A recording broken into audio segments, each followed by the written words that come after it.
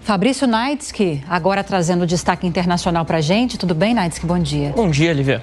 Demorou, mas chegou sua vez. Chegou. O presidente da França, Emmanuel Macron, pediu ao governo do Irã que apoie uma desescalada das tensões no Oriente Médio. Os líderes se encontraram em Nova York ontem, na Assembleia Geral da ONU. Agora, qual foi o conteúdo dessa conversa? Dá para compartilhar com a gente? Um pouquinho dá para a gente trazer sim. Pois é. O Macron, novamente, bom dia, Lívia, sendo muito educada aqui. Bom dia para você, para o Rafael, todos que acompanham o Jornal da Manhã. O Macron começou pedindo o seguinte, que o Irã pare de enviar mísseis para a Rússia na guerra contra a Ucrânia. Algo que muito provavelmente o Irã não vai deixar de fazer, não vai cumprir com esse pedido de Emmanuel Macron. Mas ele também solicitou a libertação imediata de 3 cidadãos franceses que estão presos lá no Irã já há algum tempo, uma reivindicação diplomática de Emmanuel Macron, a ver se essa medida pode sim ser cumprida pelo governo iraniano. Mas o grande foco, de fato, foi toda a crise, toda a tensão no Oriente Médio.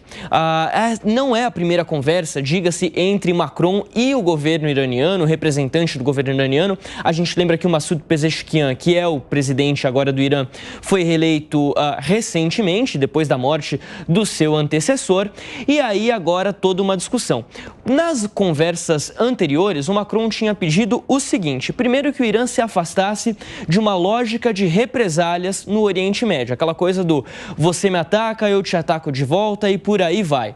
Depois ele solicitou ao Irã que fizesse tudo o que fosse possível para evitar uma escalada militar. O governo iraniano respondeu ontem falando o seguinte, que o Hezbollah por si só não é capaz de lutar contra o exército de Israel. Disse que o Hezbollah não tem essa capacidade militar, esse poderio militar para batalhar contra Israel. E aí é uma questão que fica muito difícil então para o Irã, já que o Irã é o principal patrocinador do Hezbollah, é o grande financiador do Hezbollah, está por trás de grande parte do envio de dinheiro, mas também de armamentos. E aí teve uma outra questão, que a França solicitou para hoje, para o Conselho de Segurança da ONU, uma reunião urgente para debater a questão do Líbano.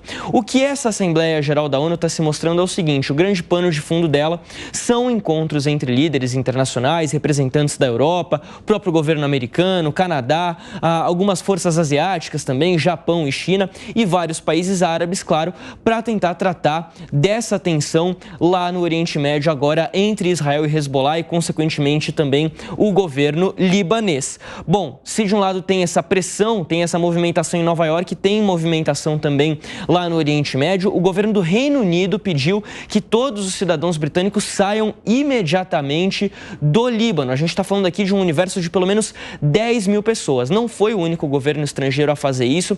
Outros países também fizeram, são eles Arábia Saudita, Austrália, Canadá, Coreia do Sul, Estados Unidos, a própria França e o Japão.